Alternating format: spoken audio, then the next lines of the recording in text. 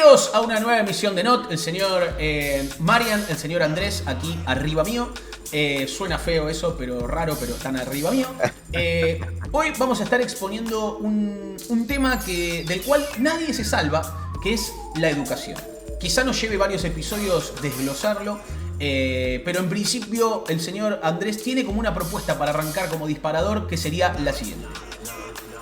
Pensemos qué nos genera la educación, o sea, las palabras que relacionamos con el sistema educativo.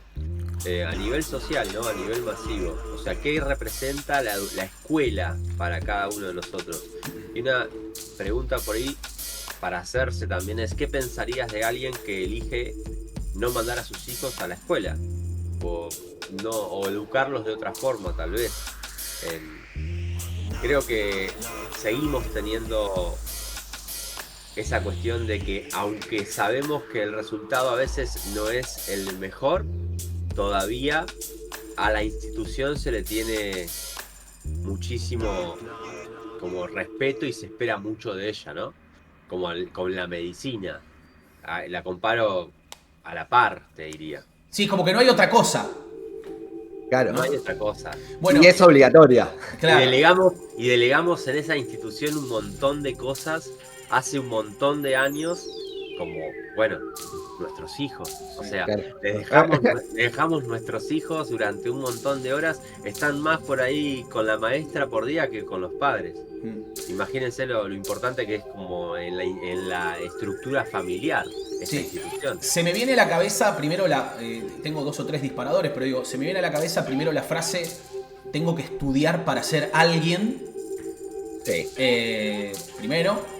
Segundo es que además es como un mal necesario, porque si vos tenés que trabajar, ¿dónde dejas a tus hijos? No, digo, ya hay una parte que te obliga, te empuja del sistema a decir, che, bueno, dejá a los pibes en la escuela, porque si no... Hay una necesidad. Claro, no es algo de, che, mando a la escuela a los pibes porque les va a hacer muy bien. No, necesito que vayan porque no tengo dónde carajo dejarlos. Y si de paso les enseñan a contar, mejor. Con la tía no, la tía está en la misma, también tiene que trabajar. Y la abuela también tiene que trabajar. Bueno, estamos todos con los mismos problemas. No es que uno trabaja y el otro no. Entonces, toda la gente que trabaja, ¿a dónde lleva a sus hijos? Sí. Y ahí también es empezar. Yo creo que en sus inicios, creo que por ahí surge desde otro lado, pero también es, bueno, ahora tenemos todos los niños juntos en un establecimiento. ¿Qué hacemos con ellos? Sí. No, y aparte digo, los padres no suelen. Esto es un poco como, viste, como la democracia. Como, bueno, es lo mejor de lo peor. O sea, bueno, hay que ir a votar. ¿Cuánto sé de política? Nada, pero bueno, tengo que votar. Y esto es un poco lo mismo. ¿Cuánto sé de calidad educativa? Nada, pero bueno, yo mando y que le enseñen algo, no sé. Después, si le mandan mucha tarea, evidentemente el colegio es bueno. Si hay muchos chicos que repiten, el colegio es bueno, es difícil. Entonces, digo, ¿cuánto sabemos de educación los padres como para decir que el colegio es bueno o malo, o que un docente es bueno o malo, ¿no? Digo, también hay como un desconocimiento general ahí. Y hablo, en mi caso, de educación porque es como mi campo de expertise, ¿no? Porque yo estudié y me formé como docente, como educador, etc. Entonces, tengo como investigado el campo. Pero digo, ¿cuánto sabemos los padres a la hora de mandar ¿cuánto sabemos de lo que pasa? Digo, puedo saber un montón de educación. ¿Qué sé yo quién está dándole clase a mi hijo en este momento? ¿Quién es el profesor de geografía en este momento de mi hijo? Bien. Sí. Estamos en bola, para mí. Por ejemplo, en mi experiencia, yo no sé mucho de educación. Es más, sabiendo el tema que íbamos a hablar con anticipación, me vi un documental que me explotó la cabeza sobre educación. Se llama Un crimen llamado educación, de Jürgen Klerik, creo que se llama el chabón, que habla de que el sistema educativo que tenemos hoy en día es el mismo de hace 200 años, creado por los Rockefeller, por Ford y por la revolución industrial, que necesitaban empleados para las fábricas. Había desabastecimiento, entonces dijeron, bueno, vamos a crear como un experimento la educación pública obligatoria para enseñarles a ser empleados. Y yo lo siento real, porque yo salí del secundario y salí haciendo a un empleado. Perdón, yendo a la época, era gente más de campo que se estaban volcando más a la industria que estaba iniciándose, y eran totalmente ineptos para esas tareas o esos conocimientos. O sea, hay una necesidad imperiosa para la evolución de la industria. Sí, y había castigos físicos. Como que también, si vos no hacías caso, te cagaban a palo. O sea, entonces, bueno, hago caso. Sí, sí. Era viéndolo hoy desde un lugar de otra conciencia, era como meter a los niños a un lugar para que sean obedientes, para que estén 6 horas y para que si tenés un error sos sancionado y si pensás diferente sos censurado. No tenés que pensar. Nada. No, y sos el empleado perfecto.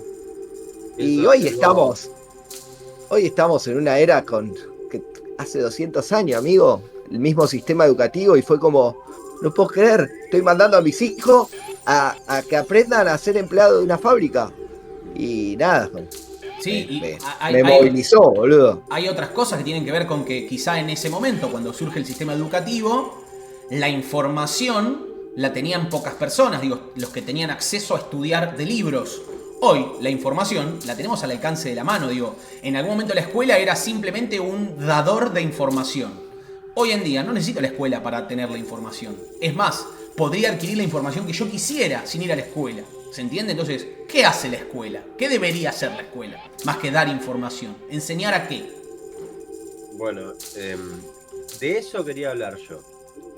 Como yo también estoy asociado a la educación hace 15 años y nada, son temas que me pregunto constantemente también, porque es una decisión diaria que tengo que hacer, entonces es hacia dónde, desde dónde y hacia dónde en cada decisión. Y hay un referente que tengo a nivel personal. En realidad fue primero un referente ni siquiera en temas educativos, sino en temas antropológicos y sociales y filosóficos. Y después terminé investigándolo un poco más en estos ámbitos más, en su propuesta académica universal, que es Claudio Naranjo. Es un chileno que para mí tendríamos que poner el video porque es la mejor manera de presentarlo. Vamos. Vale. Bánquenme. Y ahora a Claudio le damos su tiempo para la intervención. Gracias por la oportunidad de contribuir. No estoy seguro que el mundo de hoy lo hayamos construido entre todos, pero celebro la intención de que podamos ser más todos los que nos interesemos en el futuro. Mi posición respecto a la educación puede ser un poco diferente yo creo, de todos los educadores que conozco, porque todos quieren arreglar la educación, todos piensan que la educación sea algo bueno, pero que hay que mejorar. Yo pienso que la educación es un crimen, que es una estafa que se basa en la equivocación de que enseñar es educar.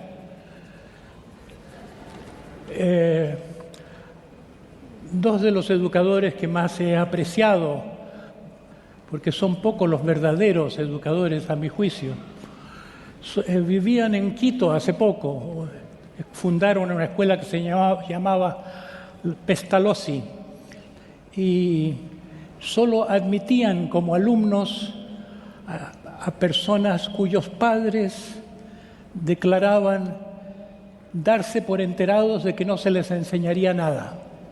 Aprenderían mucho, pero no se les enseñaría nada. Este concepto de educación como acompañar un proceso de aprendizaje es muy diferente del concepto de meterle en la cabeza cosas a los niños, a los jóvenes, en un supuesto de que el conocimiento lleva a la sabiduría.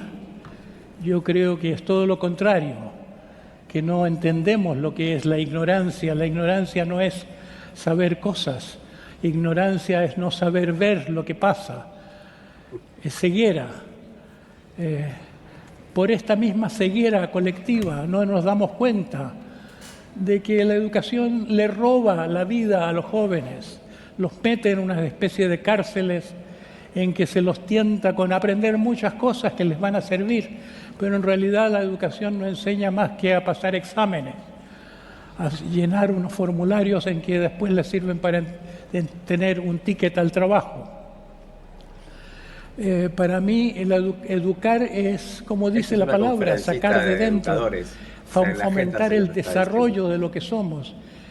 Y como nuestra presentadora decía, no es solo aprender, sino que aprender a convivir, como la UNESCO formulaba, y especialmente aprender a ser. La educación que tenemos no nos enseña ni a ser libres, ni a ser amorosos, ni a ser sabios. Nos enseña a tratar de ser como los computadores, como las máquinas de pensar, pero nunca estaremos a la altura de esas máquinas. Nos enseña a transformarnos en una especie de fantasmas intelectuales que no viven, que no saben lo que es la vida. Incluso grandes educadores como Edgar Morin habla de saber, comprender, pero ¿qué es eso de la educación para la vida? Me parece que entonces que yo parto de la base que tenemos una educación perversa porque no educa, porque nos tiene subdesarrollados, que crea pobreza interna, así como se crea pobreza externa en el mundo. Nuestra primera conferencista fue tan elocuente con eso, pero también se crea mucha riqueza, pobreza de que no somos lo que podríamos ser. Tenemos una mente intelectual, nos proclamamos Homo sapiens sapiens, pero nos volvimos Homo demens, y la tecnología y la ciencia han ido paralelo a la degradación ética, a la pérdida del corazón, a la pérdida de humanidad, pérdida de relaciones, pérdida de calidad de vida y todo lo demás. Entonces yo creo que la educación es el socio invisible de lo que Eisenhower llamaba el complejo militar industrial. Hoy día sería el complejo financiero militar industrial. Para eso domina el mundo, y la educación es el socio que tiene buena cara, que pone una buena cara, tiene las mejores intenciones, trata de diseñar los currículums en forma más favorable y da vueltas y vueltas a sus proyectos de mejora, pero fundamentalmente la más obsoleta de nuestras instituciones. Entonces eso como prólogo a que mi punto de vista es poco tolerable por las autoridades. Y sin embargo, si he aceptado venir a este congreso, no es solo para hablar, porque estoy ya demasiado viejo para hablar por hablar, ni siquiera esta propuesta de contribuir a la gloria patriótica de un país que quiere mostrar que tiene gente inteligente, no me bastaría para estar acá. Vengo por la esperanza de que alguien me oiga y que que Chile llegue a ser un país pionero, de que haga la gran reforma de la educación que se necesita, que no sea más la repetición de este modelo tradicional que solamente enseña y no ayuda al autoconocimiento, que sería el comienzo de la sabiduría.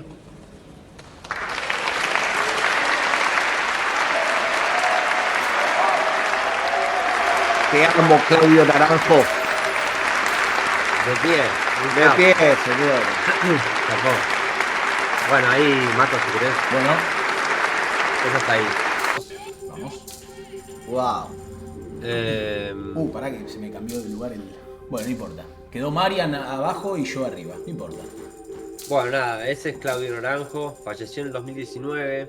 Un tipo que, como dice al final de esta conferencia, él lo que buscaba, su esperanza, estaba puesta en que alguien lo escuche y pueda tomar sus ideas para hacer una reforma a nivel global. Porque algunas escuelas se establecieron con su ideología, por supuesto, pero nada, la verdad que a esas escuelas va muy poca gente.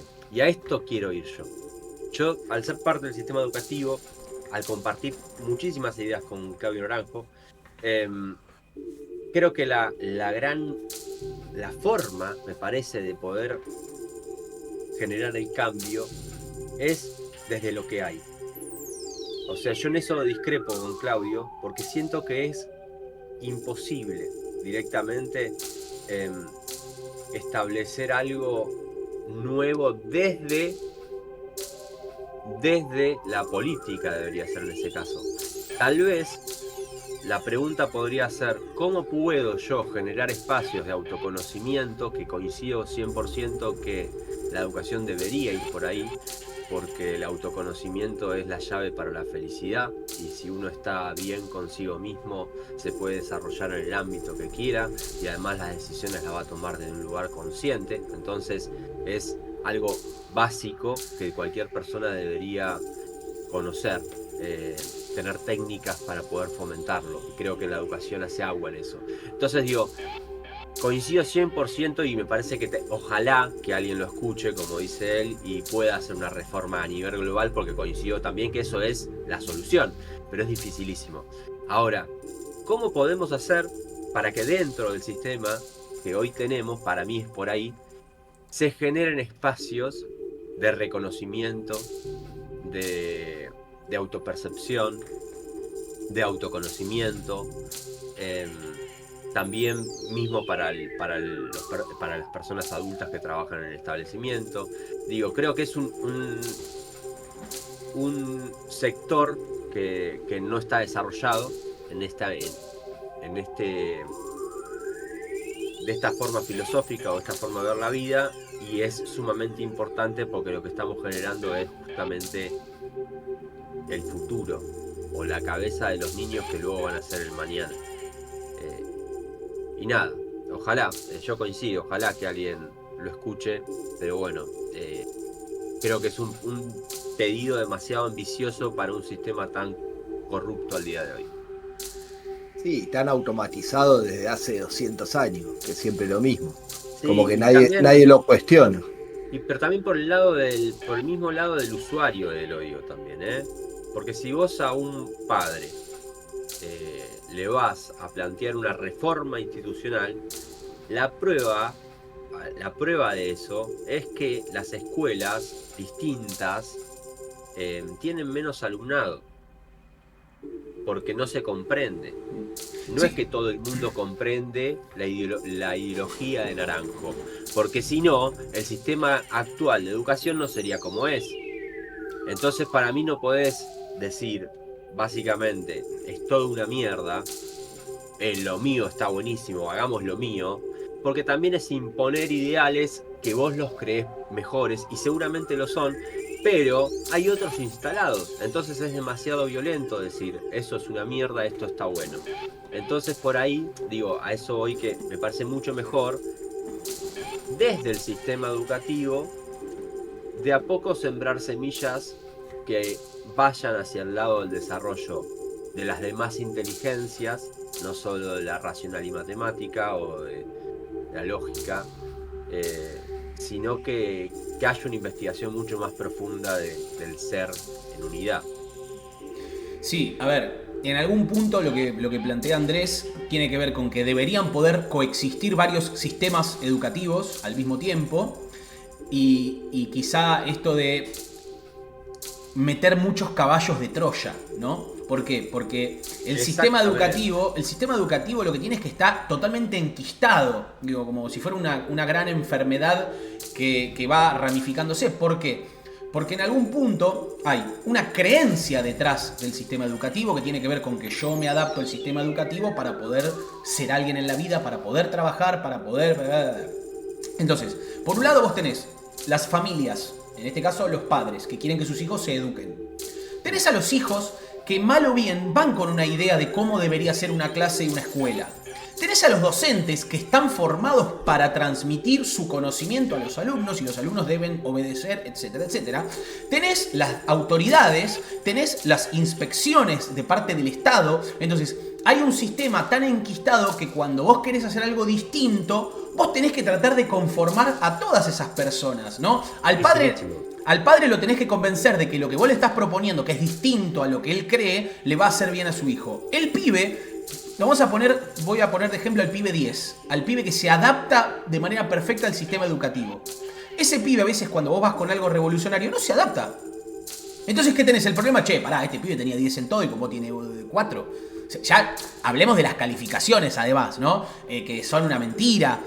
Digo, por eso todo lo que vos vas centrando el sistema educativo, a cada cajoncito, a cada cable que vos desconectás, tiene algo enquistado. Entonces un poco lo que dice Andrés es, che, no es que este es el sistema perfecto, pero ¿cómo hacemos para que coexistan? Y para que coexistan hay que empezar a meter caballitos de Troya, ¿no? Como empezar a decir, che, bueno, qué importante sería la meditación en el colegio. Una vez yo planteé, yo cuando suelo hacer capacitaciones, yo planteé en algunos colegios, generemos un espacio para los pibes se aburran. 40 minutos el pibe no puede tener celular, no puede hablar, tiene que estar sentado en su escritorio 40 minutos con un lápiz y un papel, nada más. 40 minutos, no pueden hablar, nada, se tienen que aburrir. ¿Se aburren los pibes hoy en día? No. Sería hermoso que los pibes aprendan a aburrirse. ¿Por qué? Porque es algo que tiene que ver con estar en contacto con uno, con tus pensamientos, con no distraerte. Bueno, andá a decirle a un padre que querés que el pibe se aburra 40 minutos. ¿Y pero qué me vas a cobrar esos 40 minutos? ¿Se entiende? ¿Cómo haces que entienda lo nutritivo que es que un pibe aprenda a aburrirse 40 minutos? Con todo lo que lo puede llegar a conectar. Es difícil. Y el tema que Perdón. Yo creo que se puede. De hecho, a donde pertenezco se hace mucho de eso. Pero principalmente también están las trabas globales, como las inspecciones, ¿no? Que vos tenés que seguir un lineamiento. Y si no lo seguís, realmente tenés alguien que te lo está observando, ¿eh? Y no es que no es así, es así. Te moves un poco de lineamiento y te lo observan. Sí, hay una currícula que vos tenés que seguir. Y de hecho también hay, a lo que iba con esto de no decir esto hay que cambiarlo absolutamente, no sirve para nada, porque hay mucha gente que también defiende ese sistema. Por sus razones, pero lo defienden. Entonces me parece más inteligente empezar a unir mundos, más que a decir esto no, esto sí, esto es mejor, esto es peor. Digamos, convivamos, pero estamos todos de acuerdo con que el autoconocimiento es importante, ¿o no? Con que uno sepa administrar sus emociones. Bueno, entonces, dentro de lo que hay, ¿cómo podemos hacer para que los chicos tengan a diario un espacio de investigación interna? ¿Cómo? Tal vez si me pregunto todos los días cómo me siento, ¿bastará? Y es un montón. Sí. Yo creo que está buenísimo. Sí, si hago silencio, en mi escuela se hace esto, si hago silencio por momentos del día, si hago silencio, si me quedo esto que se llama 5 minutos para serenarme porque vengo del recreo. Bueno, por ahí sirve también. Entonces son como micromomentos que a lo largo del día hacen que los niños puedan tener un espacio de autoexploración. Y creo que esos son los caballos de Troya que habla Mato, y me parece, en mi humilde opinión, yo hablo realmente desde lo que puedo dar, pero desde mi observación, pero creo que es un tema muy amplio y que tiene mil aristas. Pero creo que ese es el camino, no cerrarnos a mundos, sino integrar. Sí, porque hay gente que seguramente el sistema educativo tal cual está le debe servir. O sea, le debe sacar provecho. La cabeza principal es el Estado, y al Estado no le sirve que nosotros trabajemos el autoconocimiento, trabajemos nuestra propia inteligencia, porque necesita empleados. Entonces, creo que también es importante, como yo siento que como padre delego muchísimo la educación de mis hijos y su aprendizaje al colegio, porque es lo normalmente correcto. Y después de haber visto este documental yo tengo que tomar responsabilidad en parte del aprendizaje de mis hijos también, porque son el futuro. Marian, ojo, a ver, por eso, por ejemplo, esa frase, al Estado no le sirve. Yo no sé si al Estado no le serviría. El tema es que, ¿quiénes son los que componen el Estado, los gobiernos? Son gente que viene del mismo sistema educativo, ¿no? Que quizá le fue funcional, se adaptó a esa estructura. Entonces, en algún punto, más allá de que puede haber, seguramente, manos negras detrás del poder que quiere que la sociedad esté, creo, diputados, senadores, presidentes, ministros, son gente que salió de ahí. Entonces, para ellos, ese es el correcto camino. Quizá en un país donde la gente tiene otro... siempre se pone de ejemplo a Finlandia como el sistema educativo, el mejor sistema educativo del mundo. Los profesores, digamos, lo mejor que puede ser en Finlandia es un docente. Los pibes van re poco tiempo a la escuela, no se llevan tarea a la casa, digo, por eso pasa en Finlandia. Ya hay una educación, hay una cultura detrás de todo eso.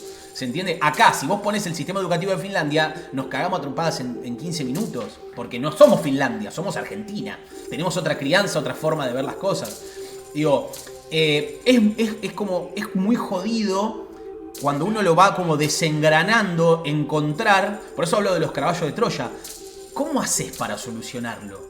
Sí. ¿Qué ficha movés? Y también esto de que, con el mensaje que decías, es como que parece como que el empleado no tiene autoconocimiento. Como que si vos ya empezás a desarrollarte en los términos del autoconocimiento, no vas a querer ser empleado. Y yo tampoco considero eso. Yo creo que hay mundos, cada persona es un mundo y cada vida es distinta. No sabés hacia dónde te puede llevar la vida, realmente no tenés ni idea hacia dónde te puede llevar la vida. Pero el autoconocimiento, estés donde estés posicionado, te va a servir. Esa es mi observación. Seas lo que seas el día de mañana, si elegís trabajar en un ministerio 8 horas, también te va a servir tener herramientas de autoconocimiento. O sea, elijas lo que elijas para tu vida. Pero ahí estaría buenísimo dentro del sistema educativo incorporar eso, porque yo en mi realidad personal no lo aprendí hasta que tuve un pozo depresivo y empecé a conocer herramientas de autoconocimiento. Si por ahí las conocía desde la escuela, qué sé yo que hubiese pasado de mi vida. Estaría buenísimo, pero a lo que voy, ese presidente que salió de ese sistema educativo, yo que salí de ese sistema educativo, creo que está también en nosotros cuestionar y salir de la norma de que el sistema educativo es lo que educa a nuestros hijos y empezar a nosotros darle esas herramientas, porque no pertenezco a ningún a nada educativo como ustedes, pero yo lo tengo que hacer en mi casa, el tema de cambiar por ahí la forma de aprendizaje o ver qué tipo de inteligencia tienen mis hijos, porque después en la escuela se frustran, compiten, comparan, porque nos enseñan eso también con las calificaciones, porque, qué sé yo, en el documental hay una frase que me encantó, que la dijo Einstein, que es: si a un pescado lo juzgás por su habilidad de trepar, se va a sentir un estúpido toda su vida. ¿Y cuántos niños hay que por ahí la matemática no les gusta y por ahí son genios músicos y al sistema educativo que enseña a todos por igual, le estás como cortando la sala a un nene que es curioso de nacimiento? Le cortás la curiosidad, sí, y el pibe termina limitándose porque no sabe hacer 2 más 2, pero sí, podría haber sido el próximo Beethoven. Agrego a eso, mirá, agrego a eso. Vos, el paradigma que suele ser el más común entre los padres, a esto que vos decís, Marian, imagínate esto. Un pibe que va a la escuela, vamos a poner dos ejemplos. Le encanta lengua y literatura, o sea, el pibe escribe re bien, le encanta leer, y en matemática le va mal. Sí. Con toda la frustración que eso le puede llegar a generar o no. ¿Por qué? Porque la frustración viene de la mano de cuando vos llegás a tu casa y tu viejo te dice: te fue mal en matemática, profesor particular de matemática. Entonces, tras que no te gusta, te va como el orto, te mandan a hacer más de lo que no te gusta y no te potencian lo que te gusta. Dice, no te mandan a un taller literario, ¿me entendés? Te mandan a matemática. Y ahí es donde voy, donde yo pertenezco al sistema educativo y a mi hijo más grande, desde ese lugar, pero ¿cómo no vas a saber 2 más 2 con 6 años? Y lo cagaba pedo. Y hoy, con 12, lo veo recontralimitado. Porque yo lo cagaba pedo porque tiene que saber. ¿Cómo no va a saber que en el periodo neolítico hacían rueda de piedra? ¿Entendés? Que es lo que enseña en historia, que es la tarea que hicimos la semana pasada con Joaquín. Entonces, tomar conciencia nosotros para ver ¿Qué le transmitimos? Para mí, para tomar conciencia, a mí me sirve ir a mi experiencia. Ahí sí, en cierto punto, como yo padre, yo alumno, digo, hice toda la educación, me aprendí todo, aprobé todo el día, perfecto, divino. ¿De qué me sirvió la mayoría del conocimiento, tal vez, que adquirí? El conocimiento duro, no sé si es mucho, a mí como alumno, ¿no? ¿Cuánto me acuerdo de ese conocimiento duro que adquirí? La verdad, no sé si mucho. Tendría que probarlo. O sea, que me hagan preguntas. Pero la verdad que creo que... El otro quise dibujar un par de cosas de biología y no me acordaba. Y nada, la verdad que creo que nada. Matemáticas seguramente que sí, porque me encanta, pero más allá de eso, y porque seguí alguna que otra cosita. Entonces digo, el día de mañana, cuando mis hijos estén en esos niveles, ¿realmente me va a importar tanto ese conocimiento duro? Y la verdad que no. ¿Por qué? Porque creo que no tiene sentido. Entonces, digo, ¿por qué no tiene sentido? Porque a mí siempre lo vi como una carga absoluta. A mí me pasó, sobre todo nivel inicial, nivel primario, que son hasta los 12 años. O sea, desde los 2 o 3 hasta los 12 años creo que la educación es una, ¿no? Y después se mete más en una forma más como prepararlos para la universidad. Y ahí es más difícil esto de poder establecer más caballos de Troya en cierto punto, porque estás más atado todavía a lo que hay que dar, a la estructura que está establecida. Y ahí el pibe por ahí es cuando más vuelo puede llegar a tener, porque ya le da para hacer lo que quiera, es grande, o sea, a los 12 un pibe que toca la guitarra ya es un animal, o alguien que está, cualquier persona, cualquier niño que empezó de chiquito, a los 12, ya uno que sabe jugar al fútbol, por ahí ya sabe que a los 12 es un crack. O sea, ya es una edad donde se observa el ciertas vuele que puede llegar a tener potencialidades. uno. Sí, o el vuele o el gusto, a eso iba, que puede tener uno. Y nos sentamos por ahí a escuchar algo que no nos gusta durante muchísimo tiempo. Y eso creo que es algo súper carcelario. Y además, si de eso tenemos por ahí una escuela donde es súper rígida y nuestra casa es aún más rígida, que obviamente coincide generalmente eso, porque una familia rígida busca algo rígido, es aún más duro.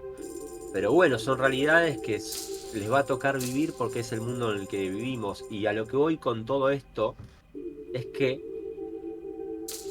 es lo que hay. Y como padres podemos alivianarlo si nos damos cuenta y lo cuestionamos. Como políticos podemos alivianarlo si nos damos cuenta y lo cuestionamos. Pero no es lo normal el cuestionamiento. Entonces tal vez es más en la búsqueda individual. Y esto, como vos decías, yo hace un tiempo lo cagaba pedos a mi hijo porque no sabía el conocimiento. No había adquirido el conocimiento. Bueno, hoy ya no. ¿Por qué? ¿Qué cambió? Tu autoconocimiento. Sí, re. Tu cuestionamiento, solamente eso cambió. Entonces, total. Yo creo que simplemente la vida se trata de cuestionarse y evolucionar y estar atento a lo que uno construye, pero uno no puede obligar a nadie a meterse en ese mundo, porque no lo podés obligar por una cuestión de que yo, aunque te diga, hey loco, cuestionate, avivate flaco, vivís en la Matrix, hey, salí de ahí, no me vas a decir sos un pelotudo. Pip, pues no me vas a entender. Es lo mismo, el poder de la hora. El poder de la hora. Despertate, por favor. Lo leyó muchísima más gente de la que le sucedió un cambio drástico en la vida. Eso no significa que si Eckhart Tolle o yo te digo algo al oído, eso te va a suceder. ¿Entendés? Tal vez sucede en una instancia, pero no en todos. Hay que también respetar eso. La evolución es la evolución y se va dando a medida que se va dando. ¿Y de qué depende? ¿Qué sé yo? Y si alguien supiese eso, ¿vos te crees que la humanidad estaría como está hoy? No. No, entonces no nos hagamos los que podemos transformar todo. Yo creo que lo único que podemos transformar, no te lo digo a vos, yo lo único que podemos transformar es la realidad interna. Es que lo único. Los caballitos de Troya. Pero volviendo al tema, qué importante, desde mi experiencia personal, yo en la adolescencia, en el secundario, en lo que es cuestiones emocionales, estuve en pelota, amigo. Porque no hay una contención de nadie, porque ni siquiera ellos mismos, preceptores, profesores, tienen su propia contención dentro del establecimiento. Entonces, qué importante poder llevar, por lo menos a la casa, el tema de lo que es la gestión emocional. Porque en la escuela, yo salí en pelota del secundario. Y emocionalmente, recontra mil en una. Creo que la adolescencia es la peor etapa que tenemos como humanos. Y estando encima en un sistema educativo que te censura, te sanciona, te limita, te sostiene ahí 6 horas aprendiendo cosas que la mayoría no valen la pena, vamos a terminar mal. Bien, déjenme acotar algo a esto que dijo Marian. Creo que es un gran momento para poner un stop y decir, a partir de esto que dijo Marian, donde ya entramos quizá en las cuestiones emocionales que uno transita en la adolescencia en el sistema educativo, me parece que es un gran momento con 36 minutos de este episodio sobre educación, cortarlo. Nos vemos en otro episodio de Not y no insultemos para que no nos saquen la cosa. Uy, Chao. Chao. Nos vemos.